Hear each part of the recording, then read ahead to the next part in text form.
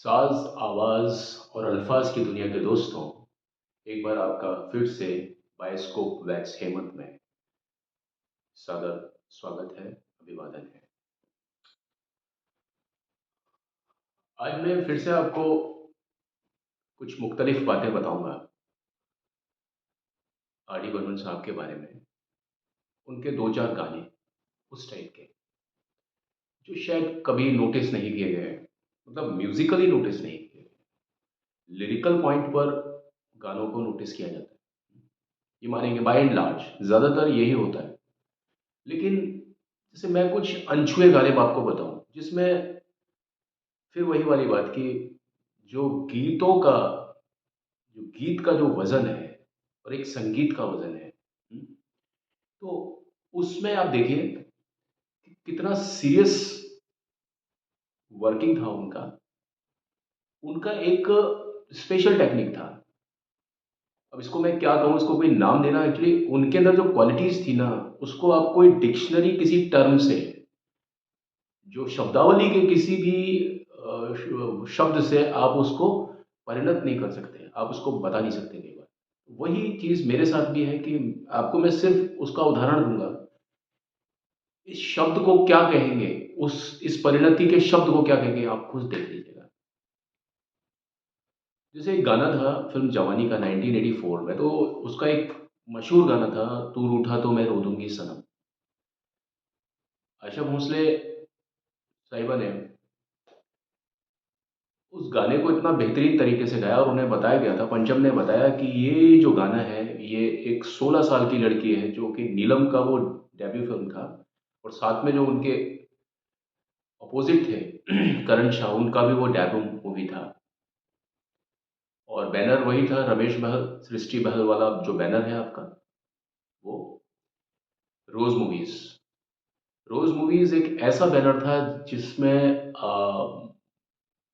Day last तक जो पंचम दा का ही म्यूज़िक हुआ। सिर्फ़ पंचम दा ने ही म्यूज़िक दिया उस बैनर के लिए, बाकी सारे बैनर्स में म्यूज़िक डायरेक्टर्स चेंज होते चले गए। तो मैं बात कर रहा हूँ आपको इस फ़िल्म का गाने की। बेसिकली वो गाना मैं आपको इस गाने की क्वालिटी नहीं बता रहा, एक दूसरा गाना और है इस फ़िल्म में। हालाँकि इस गाने की तो बहुत अच्छी क्वालिटी है कि इसमें पहली बार एक यूनिक सिंथेसाइज़र का यूज़ किया गया। केसी लॉट ने इसको अमेरिका से लेकर के आए थे। तू रूठा तो मैं रो दूँगी सनम। तो उसमें जो क्लैपिंग का जो इफ़ेक्ट है, ठक ठक छड़क छक, ये आपने बहुत सारे गानों में सुना उसके बाद में। ज़्यादातर बप्पी लहिरी साहब ने भी इसका अच्छा-सा इस्तेमाल किया, कई गानों में किया।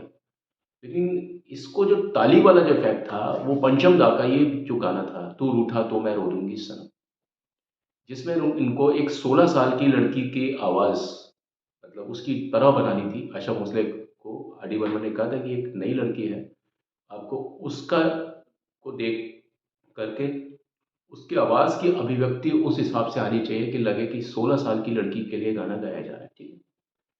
आप जानते हैं इस गाने का पूरा ये मैं आपको बाद में बताऊँगा।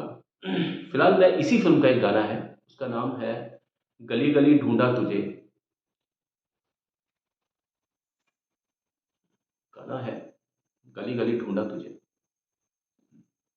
ये गाना लिखा था गुलशन बावरा ने। इसका जैसे एक गाना हुआ, गाने के अंदर एक लाइन, एक स्टैन्ज़ा हो गया, फिर दूसरा स्टैन्ज़ा, फिर तीसरा स्टैन्ज़ा, कई गाने बड़े होते हैं जिसमें 4-5 स्टैन्ज़ा भी होते हैं, छंद जिसको बोलते हैं।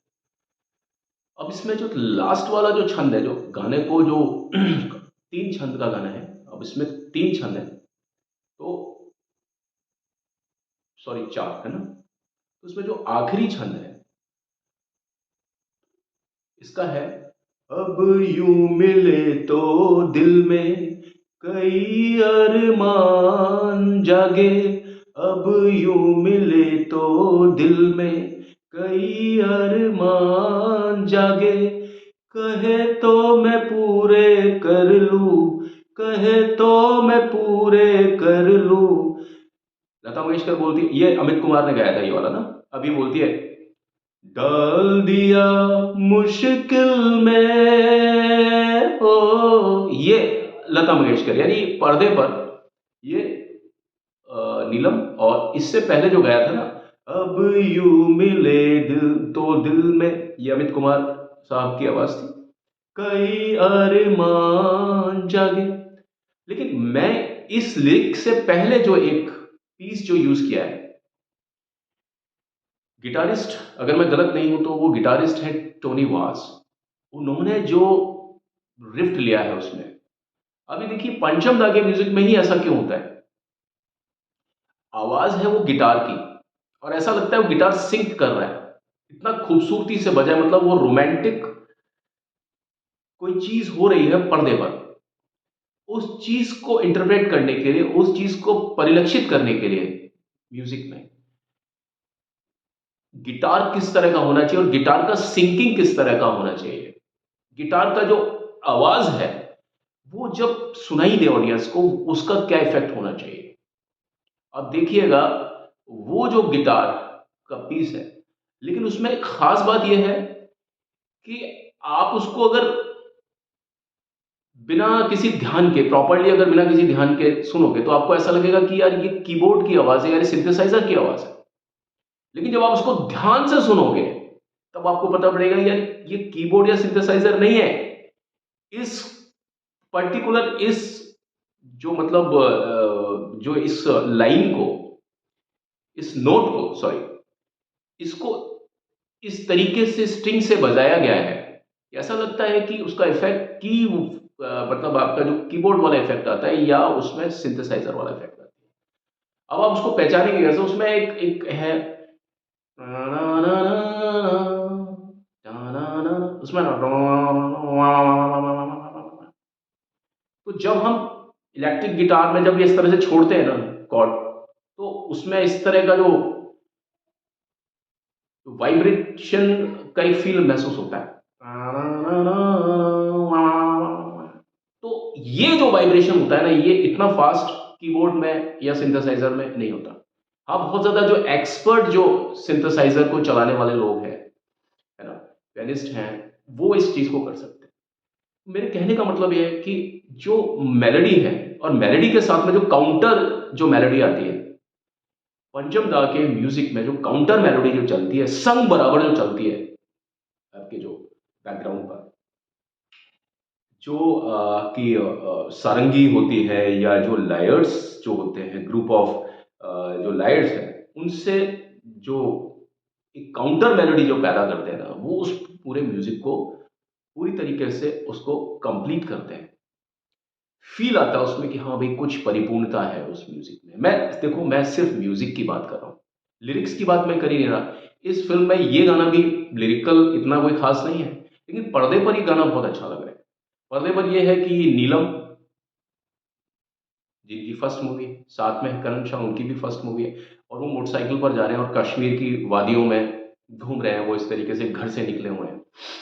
तो उनके साथ में क्या फ़ील होना चाहिए, क्या इंस्ट्रूमेंटेशन होना चाहिए गानों के बीच में, और गानों के बीच में जो इंटरलूड्स होते हैं, ख़ास तौर पर उसमें म्यूज़िक डायरेक्टर एकदम फ्री होता है कि वो क्या दे। कई बार बोल के साथ में म्यूज़िक जाते हैं, पंचम दा का ये था। तो वो बोल के साथ में भी अपना खुद का इंटरप्रिटेशन अलग रखते थे।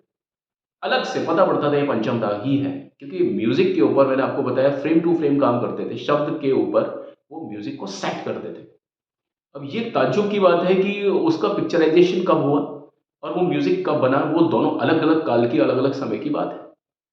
और जब वो लेके बैठते थे तो रील तो लेके नहीं बैठते थे, कि रील लेकर के बैठ रहे हैं और उन्हें नहीं पता कि भाई टाइमिंग क्या है। भाई वो एडिटर नहीं थे, लेकिन उसके बावजूद भी वो म्यूज़िक एडिट जब कोई करता था ना, तो वो इस बात की दाद देता था कि इसी पॉइंट पर, जहाँ पर ये सीन है ना, वहाँ पर ये म्यूज़िक आ रहा है। अब ये आकलन वो कैसे लेते थे, ये गॉड गिफ्ट था कि हर जगह पर उनका आकलन बिल्कुल सही रहा। कई फ़िल्में थी जिसमें उनका ये आकलन मिस हुआ, बाद में जाकर के जब उनका समय उनका साथ नहीं था। बाकी आप देखिएगा कि ये कोई बताने वाली चीज़ें नहीं है, हो सकता है ये कुछ मतलब ऐसी चीज़ें नोटिस में नहीं आती है, लोग नोटिस ही नहीं करते। और बंदा कोई काम भी नहीं करना चाहेगा, कहेगा यार मैं उस जगह पर काम करता हूँ जहाँ मैं नोटिस्ड हो जाऊँ, जहाँ मुझे लोग बाग समझें, जहाँ मुझे लोग बाग एप्रिशिएट करें, जहाँ लोग बाग मुझे पकड़ लें, पहचान लें कि हाँ भाई ये इसका। पंचम दा ने ऐसी छोटी-छोटी जगह काम किया कि वो कभी नोटिस हुआ ही नहीं, कभी नोटिस ही नहीं हुआ। मैंने आपको बताया उससे ही। वैसे ही कई गाने हैं, मैं आपको एक के बाद एक उन गानों के कुछ बताऊँगा इफ़ेक्ट उस पे क्या है। फिलहाल के लिए मैं आपसे विदा चाहता हूँ और मुझे माफ़ कीजिएगा कि मैं कई जो मेरे सब्सक्राइबर्स हैं, वो बहुत अच्छा कमेंट कर रहे हैं, लेकिन मेरी आदत क्या है कि मैं उसको बहुत ज़्यादा शिद्दत के साथ में लेकर के और उसका जवाब देता हूँ। अभी वो समय नहीं मिल पा रहा मुझे, मैं उसके लिए माफ़ी चाहता हूँ और आप अपना प्रेम बरकरार रखिएगा। ये चैनल मैंने आपको बताया कि मैं कोशिश ये करूँगा कि इसमें किसी भी तरह का कोई ऐसा ना हो कि मैं कुछ कहूँ और किसी का दिल दुखे, मैं किसी के साथ में मतलब जाने-अनजाने में किसी को ठेस पहुँचाऊँ।